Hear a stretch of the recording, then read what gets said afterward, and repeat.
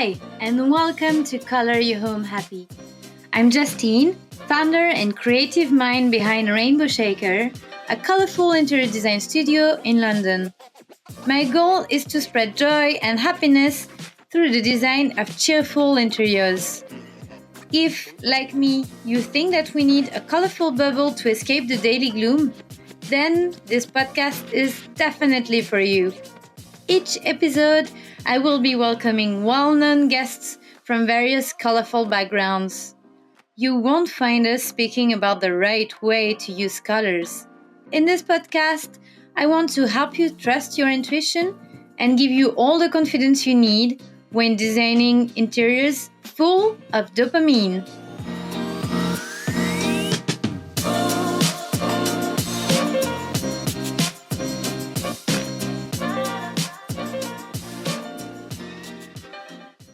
Hi everyone, welcome to a new joyful episode of Color Your Home Happy. I'm Justine, your host and vibrant interior designer at Rainbow Shaker. I hope you're ready for a dopamine boost because today I have the pleasure of receiving Emma Mary, color consultant and interior designer at Home Milk, but also recently published author of the new Colourful Home. Hi Emma, how are you? Hi, I'm good. How are you? Good, It sounds quite good when you say it all like that. But I'm slightly embarrassed because I just have to say I'm in a rental property and I'm not allowed to paint the walls. So we have to imagine. Just imagine, yeah. Can you tell us a bit about yourself, your journey? Gosh, where to start, really? So you have kind of I have a strange journey. Yeah, it's really conventional, and I'm not your typical interior designer in that I've gone through the normal academic process for it. I started out in TV production, actually, years and years and years ago, even on things like Biker Grove, stuff like that, which you won't know, but UK people of my age might know, which is quite funny. Anyway, I did some really interesting TV programs back in the day, and then just randomly ended up in a TV company that did more sort of web production stuff. So I ended up being in a sort of producer role.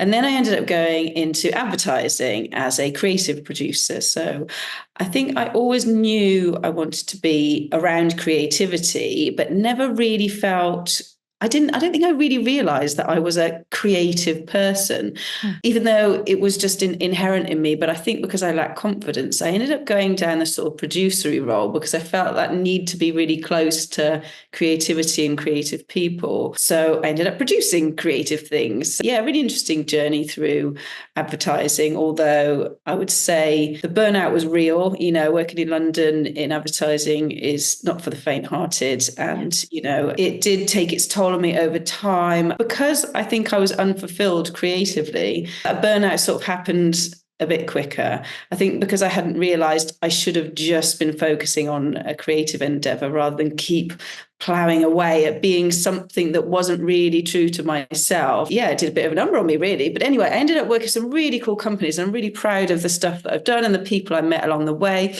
And the creativity that I was exposed to was brilliant, you know. Ended up in retail, worked for an amazing company. But by the time I got to that point, I was forcing myself into a role that wasn't meant for me. I knew it wasn't right, but I could not, like so many people that want to pivot or change their careers, they can't quite place how to start or what to change to. You know, I had so many interests, but I didn't really know where to focus it in on. So I started doing creative things in my part-time and realized interiors really was what I would love to get into. So I went to Central St. Martin's, did an interior styling course, did a random, I think it was pattern design at Royal College of Arts, started to really, you know, be more creative. And actually, I think once you start doing that, creativity ends up coming to you. And this idea was brewing inside of me about a sort of new type of interiors platform. And I'd also moved to an amazing area of London, Walthamstow, which is just, it's just like the most amazing community of people, all really creative, all with such incredible homes, which I just, you know, you'd walk in and just feel the energy of them. And it was really exciting to me. And also, I'm just a really nosy neighbour. So I would walk down a street, and if your light's on, I'm looking in your window. So that's it. And I'm like, oh, what have they done there? Oh, what colours are there? What is your relationship to color? Was your parents' home very colourful? My mum was colourful when I was growing up, but I didn't really appreciate it so much back then. But when I think back, there was so much purple. There were lots of sort of rich, deep, vibrant hues. My mum wasn't afraid of colour, but also I quite like the bolder, more slightly, what people might call garish colours as well. I had some mad bedding when I was little, and when my bedroom became a bit of a playground, actually, I was constantly moving around things in my room to make it feel different. So I think from a young age, I actually had that connection between colour and interiors and the feeling it gives you. So I would love doing that rearranging, then waking up the next morning and feeling like I was in a totally new place. I love that weird connection that you get. So it's even now, I might decide to just, put my dining table somewhere else. And I love that change and that shift in energy. So I guess colour was always a big draw for me, but I just assumed everybody was as passionate about colour as I was. I just felt, because for me, that's natural to be really excited about colour. But I was finding myself quite frustrated with the magazines and the content that was out there at the time, which felt very dry to me. Even the tone of voice was really aimed at a more elite group of people, should we say, people, more affluent. And it just didn't really speak to me in a way that I felt I could connect with. And I just felt there was something missing out there. And I wanted to be talking to these people that aren't interior designers, that are normal day-to-day people, but are creating amazing spaces inside their homes. So I basically then came up with this idea of home milk, which would be me being a nosy neighbour. So doing something I was passionate about, utilising some of my production skills, overseeing shoots and nosing around people's houses. So what I wanted to do was I came up with a bit of a format that I would showcase one beautiful, colourful home per week on my Instagram. And because obviously I had no money to set this whole business up, I was like, I'm going to do it myself. I'm going to be creative. I'm going to be the photographer, having zero photography skills at the time. But I did it. I went out there, bought a flashy camera that I didn't really know how to use, just started getting out there. And because I was in this amazing community, it was sort of born in Walthamstow, and the whole community really supported me. And, once I'd met one person, they connected me with somebody else. And then it just grew wider and wider. I worked really, really hard for the first couple of years. I did shoots every single week, sometimes 1 to 2, not always inside London, Brighton, all sorts over the UK.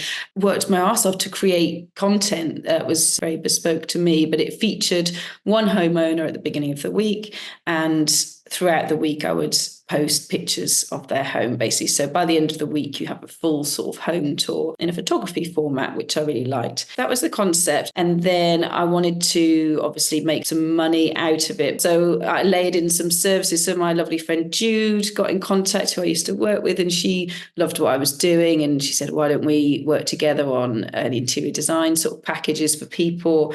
So we launched that. Jude then since went off to work in a different area, huge talent, but I'm really thankful to her for sort of getting that side of the business started. We started doing interior design packages, but for me, the colour consultation side of things is really where I wanted to focus my energy. So colour consultation became my sort of main thing that I do, but I still do interior design services. The whole point really of Home Milk was to help motivate people to use more colour in their homes and realise the impact and the joy that it can bring. One thing that just keeps coming back is the lack of confidence that people have when it comes to choosing colours. Or they might start with a really clear idea of what they think they want in their house, and then they will get lost on the internet. They will go down Pinterest rabbit holes and end up just getting sidetracked so many times that by the time they get to make a decision, they're frazzled. They can't do it. So I really wanted to help people navigate through that and feel more confident and express themselves in their home. So I've since launched an online course, which is called Colour Your Home with Confidence. Lots of things. Yeah, I've been doing it. When I read back, I'm like, oh my God, I have actually done quite a lot of stuff. You recently published a new Colourful Home in January 2024. So what was the idea behind it? Yeah, so the idea really was I'm the kind of person that does like vision boards and stuff like that. So back when I first started Home Milk, I had these things on my list of things that I would like to achieve. Actually, one was a podcast, but I never got round to it. So well done. But yeah, a book was on it. Most of my career had been mostly focused around digital creative content, so really online stuff. But I really wanted something that felt really physical. So on a selfish level, that was really my goal for the book. But it really was to showcase all of the amazing homes from Home Milk and the humans behind it. We couldn't feature them all, sadly. It had to be an edit, which was really excruciatingly hard to edit it down to 30, but we've still packed 30 into this book, which is amazing. It wasn't about me, this book, it was about them, even though some of the houses in there I have done the colour consultations for, but it really was about them as human beings, how they connect to colour, and representing themselves through colour in their homes is really important to them. And it's that feeling of walking into your front door and knowing that you're in a space that's totally yours and that's totally meant for you, that you've created with your own personality in mind. Home is a sanctuary. The world is crazy and it's just getting crazier and crazier every day. So to be able to walk into a space where we are completely at ease, completely comfortable, completely relaxed, with no pressure, that we've designed to suit ourselves, is an important thing, I think. Yeah. So I interviewed them again, even though I'd already interviewed them in a smaller way for the Instagram. I did it again for the book, really tried to get across who they were as people and why their home's important, what they've done in their home matters, and how you can be inspired by it and how it can help you drive your creativity. I think there was really a need for it. Every time I go to a bookshop, I'm like a magpie. I'm looking for the very colorful books. And I saw your book. I was like, wow, this is the book we needed. Because as you said, sometimes we think that using color in a home, you have to follow the rules or you have to know what you're doing. In fact, everyone can do it. Trust yourself and experiment. I think experimenting is key. I think that's the bit people forget to do. Actually, choosing colour for your home is a really, really fun thing to do. And playing around with it is the best part for me. And getting it wrong, get it wrong. That's brilliant, because all that does is just guide you towards where you want to be. Obviously, you don't want to make huge, big, expensive mistakes, but you paint a little stool or something and see what that does to you. Does it give you a really good feeling? Then go a bit bigger next time. So yeah, I did try and put some advice in the book as well. At the beginning of the book, there's advice on how to tackle colour in your home. But it's interesting because, finding inspiration is such a huge part of the journey. There's a lot of inspiration out there. So, from Instagram, Pinterest, magazines, whatever, there is a lot of inspiration, but a lot of people, I don't think they really take that inspiration and really stop and think about it. So it's just this sort of barrage of noise that we see visually day to day, but we don't stop and really analyse, okay, so just seen that amazing colour combination here. Would I like that to play a part in my life? How does that work? Now we're so used to scrolling on our phones and seeing like mass of information of like things that are blowing our mind, and then we're just like, okay, but we don't stop. It's going from that stage of finding that inspiration and really having, what's the word, like an awareness of it, being open to it, not just sort of passively absorbing colour in the world. It's about actively engaging with it and analysing it and thinking about it, taking pictures of it and going back home later and re-looking at it. But it's going from that inspiration phase through to getting it into your home can feel like a really huge leap for people. Through your book, we also see how people have instilled a bit of themselves, of their own stories, and there is a personal connection that we can see between the design and the owners of the home. Yeah, that's the entire point. And I think people miss that in the barrage of trends and things that are out there. They look to them and they want to emulate them, but they're not necessarily meant for them. If you have time over a month or a couple of months, building a Pinterest board and just pinning loads and loads of images that you really like and are drawn to, but then going through a stage where you stop and you analyze it and you filter. If you do that over a couple of months, then you'll look back at it and you'll start to see repeating threads that are coming through, whether that's a particular style. Okay, I love mid-century modern. Okay, I love Scandi, whatever it is. Or if it's repeating materials. Oh, I love pops of brass or whatever it is that's coming through. Or actually, the colour blue is really repeating here for me. What are those common threads that keep repeating? Those are your core, and probably the other images that you've saved and things that you've done in there you might love, and they might be really inspiring in that moment, but they're probably not the core you. So it's about coming back to what are the things that are meant for you and not just things that you like in the moment that are probably a bit more of trends that will pass. That's not to say you shouldn't, you should ignore trends. I do think we shouldn't get wrapped up in them and try to be ourselves, but they are still really interesting to look at. And trends are really interesting because they are often a reflection of what's happening in the world or society, It really creates your own identity style, which we call signature style. Yeah. Kind of your own soul goes into Exactly. the style. For example, like in your interior designs, what's your signature style? My signature style? Well, for me, I am quite a lively person. And, the bold, saturated colours have really had my heart. And that's why people mostly come to me for colour consultations, because they know I will help push them in terms of bringing some more lively colour to their spaces. Probably being born in the 80s had some kind of influence on me as well. The colour palettes of the 80s are still... Flash. Yes, flashy, right up my street till this day, bold, brazen. But I do like to find a nice playful mix of warm and cool colours. I think I've never said that I have a particular theme to my style. But each room, for example, in my London home is bold colour in each room, but they're connected through that boldness. So it's not like I would call it all a big Scandi theme or anything labelled like that, but it is that each room is connected through their love of boldness, but each room still complements each other. So that is another thing maybe to say, is that try and think of your home, quite holistically. You'll create a really nice flow to your space, basically. Even if you've got a really small home, even if it's just one bedroom space, you've still got other connecting rooms. Just think of how you would like it all, each of the rooms to interact with each other, whether they are connected through a thread of, let's say, highly saturated colours, or if they're all connected through a thread of mid-century colours. Whatever that is, just try and think of it as a whole, and then you'll feel that sense of connection as it flows through. It's also very important to consider the heritage of a building. Sometimes you can get inspired by some historical features that you have in your own space. Exactly. If you have arched window or bricks, like I got inspired by the color of the bricks for the kitchen. When I arrived here, the bricks were entirely covered. They put cladding everywhere, so we didn't see anything. It was all white, and it's funny because when you step outside, you see it's a beautiful converted Victorian school. And when you stepped here, you were like, we don't see it's a school. It's just a white space. So the first thing I did was just removing the cladding, removing the paint on the bricks, also showing the beams everywhere and that were entirely covered. And I felt like, I can see now the building is here. It was hiding. It is. It's like, there you are. Hi, there's the house. Yeah, it's so nice. I mean, when you have features and,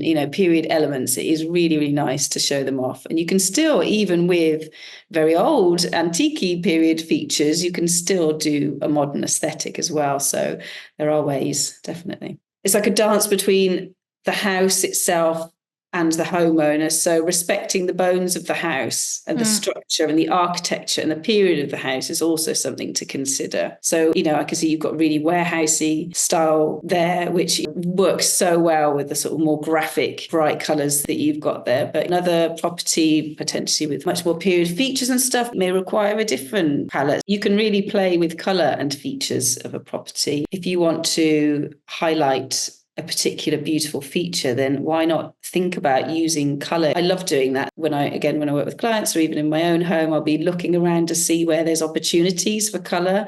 What is it? Do I want to create highlights? Do I want to put a colour pop somewhere? Is there a really cool, a recess of a window where we could really bring that to life? Or is there an area that needs a bit of zoning? Do we need to create sort of the feeling of two rooms within one space by zoning it in some way, painting it floor to ceiling? I love that. You box something in from the floor up to the ceiling with colour. That's a really good look. Using colour to differentiate a zone in your house is so simple, relatively really cheap. You're not sort of redesigning a space. Did you feel that your signature style changed a bit, or did you incorporate some of the styles from the homes you visited in your own? Yeah, I think it's like, as in life, we're constantly absorbing information and inspiration around us. And for me, I just had this really beautiful condensed few years of being constantly inspired by other people. And I think it has, even though I'm the one selling the confidence, part of that came back to maybe me not having so much confidence. So by showcasing that anyone from, I've had people that are, yes, they're interior designers, or there's cheesemakers, people that live on canal boats. And I've shot people in massive houses. Just seeing the breadth of different types of humans creating such inspiring homes helped build my confidence as well, for sure. Do you have any favorite stories or memorable experiences from visiting Colourful Homes? To be honest, it's all been so memorable. I think the thing I always remember the most is actually the people. So I absolutely love meeting all of the humans, and they've all just been so lovely, and you just feel such a connection with them all. Well, my favorite thing absolutely just in general about it is if I come away from a home feeling like I understand that person a little bit more, like I know who they are from visiting their home. And I think that's my favorite bit about it. And I just love seeing unexpected things. So, I remember Nat and Kat's lounge, for example, they have this really deep brown color, which we seem to shy away from browns, but actually can really cocooning and enveloping. So really sort of chocolatey dark brown. It's amazing that they had this sort of electric pink around this recess around the door frame, connecting them with the other door. And it was so unexpected, but it just brings that like dopamine hit of joy. You're like, oh gosh, I think that is, for me, the beauty of colour is playing with combinations. So a colour in itself, I can absolutely appreciate and get lost in the colour, use climb blue, whatever colour it is, I can get totally lost in it. But when it interacts with another colour, so when it's juxtaposed with another, it can take on a whole different feeling for me. And they can also make each other look different. So you've probably experimented with the colour yourself, but if you place two colours next to each other, they can suddenly seem like a different tone of themselves, which again is amazing, which is where, that's where the fun comes into when it comes to coming up with a colour scheme for a home, is how can you create interesting and fun and joyful, playful interior design schemes by connecting colours together? It's funny because being myself from France, we always associate the UK to the boldest country, people that are not afraid in using colors. That's also why I moved here, because I wanted more inspiration and because I felt really in my element. Is there any specific unconventional example that really stood out from your visits that make you think, wow, they really thought outside the box? Yeah, definitely. So Rob Raffalat's home is unbelievable. He worked with his friend, admittedly, who's a designer, Rhonda Drakeford, so you probably know well. She's an incredible designer.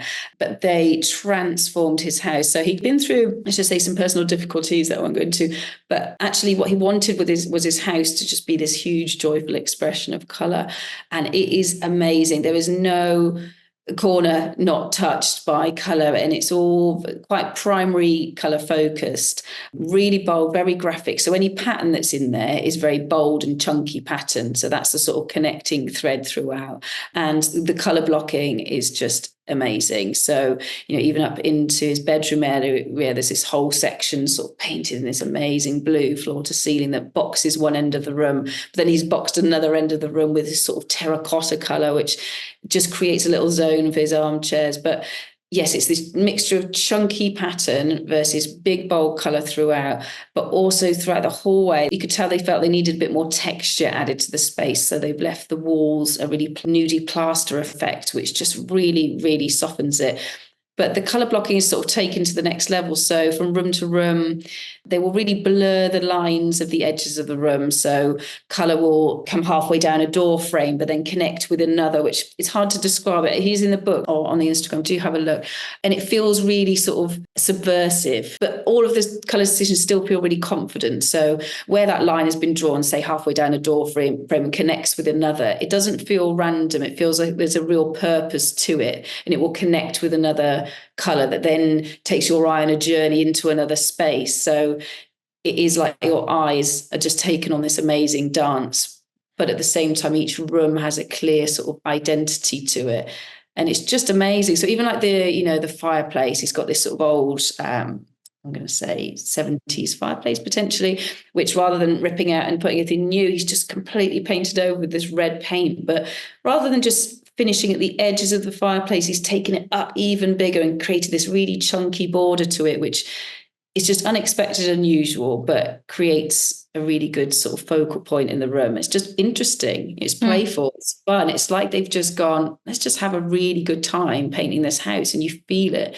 It's a really exciting house to be in, and I think he's really proud of it. They used a huge amount of colours. So yeah, you must see it. And there are actually 2 guests from this podcast that are in your book, Miss Pink and Mr. Black, which are very bold design style, very bright. Did you feel that this color palette was a surprise? Really, it's a total surprise. It is an absolute jolt of lightning, that house. It is totally punk rock, and it's like, again, slightly subversive in the fact that it's a color palette that you would never imagine people would put in their homes. It's so bright, it's so neon, it's so electric, but it's totally them, and they absolutely love it. And they've got just the loveliest personalities, and you can really see that sort of infectious, giggly personality coming out in their home. And it's so much fun. The energy in that house is incredible. Even if it's not for you, this is the thing I think I found in home most of all. Even if a lot of these houses are not what I would put in my house, I completely fall in love with them because I can see the passion. I can feel the passion that someone's put into their house. So I think that's really important to give your own boost of personality into it. But also people, for example, get afraid. They're like, well,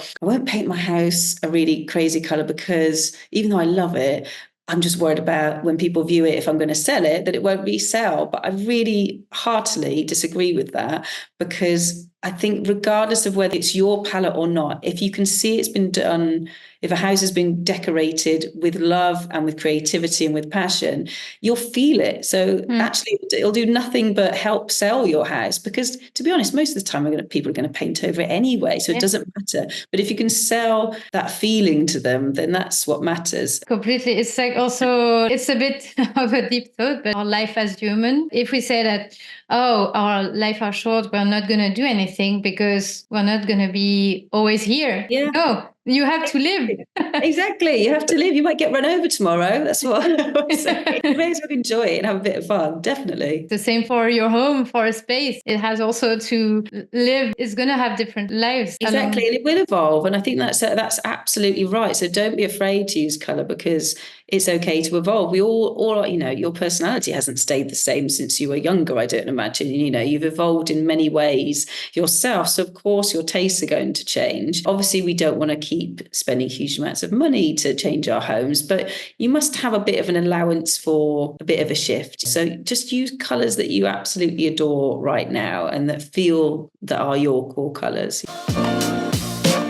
Do you have tip or advice to tell our listeners? If I talk about sort of how I work with clients, that might be interesting. So whenever I do a colour consultation with a client, I'm really looking so I'll ask them lots of questions that are obviously related mostly to their home, but also we'll just throw in random questions to try and get an understanding of their personality. So that really is the first bit that they may not realize I'm doing, but I'm trying to really get to know them and understand who they are. Are they quite a reserved character, but has little moments of, more passionate flair that we can look at bringing to life in the home? Or are they a really bouncy, joyful person that actually should have spaces in the home that needs that sort of energetic partnership of colours, but maybe also they need places of calm? It's really investigating their personality and then relaying that to a colour palette. So if you can do that with yourself and think about how you describe yourself, what are your traits, and maybe how other people would describe you,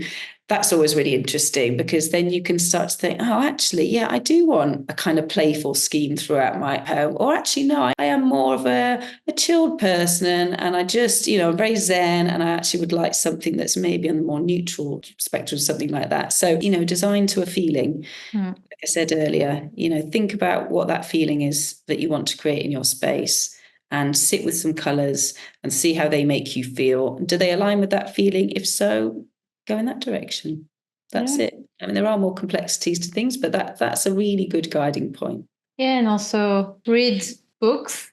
Read the book. Yes, absolutely. Yeah, find inspiration. Exactly. That's your starting point, is getting inspired. So yeah, hope I can help with that in some little way. Enjoy experimenting as well. That's part of the fun of it. And if they're wary about using color, they can also contact you at Home Milk. Yeah, of course. I'm very happy to help anybody. So just, either via the website or DM me on Instagram. I do always reply. So yes, definitely. Thank you, Emma, for joining us on this podcast. It was, again, a really colorful episode. Well, thank you for having me. It's been so joyful. Do you know what? It's so nice. Just because, normally I'm just sat plodding away at my desk most days. So nice to have just a full-on hour chatting to you about colour. It's uplifting. So thank you so much for having me. I really appreciate it. Thank you. And thank you, everyone, to follow this colourful journey. Hope to see you soon on a new vibrant episode of Colour Your Home Happy. Bye. Thank you so much for listening. If you enjoyed this episode and you'd like to help support the podcast, don't hesitate to subscribe, rate, or review on the different listening platforms. To say hello and get all the latest from me, you can follow me on Instagram at rainbow.shaker. And if you want to check out my services, you can go to my website, www.rainbowshaker.com. Thanks again, and I wish you all a very colorful day. See you next time!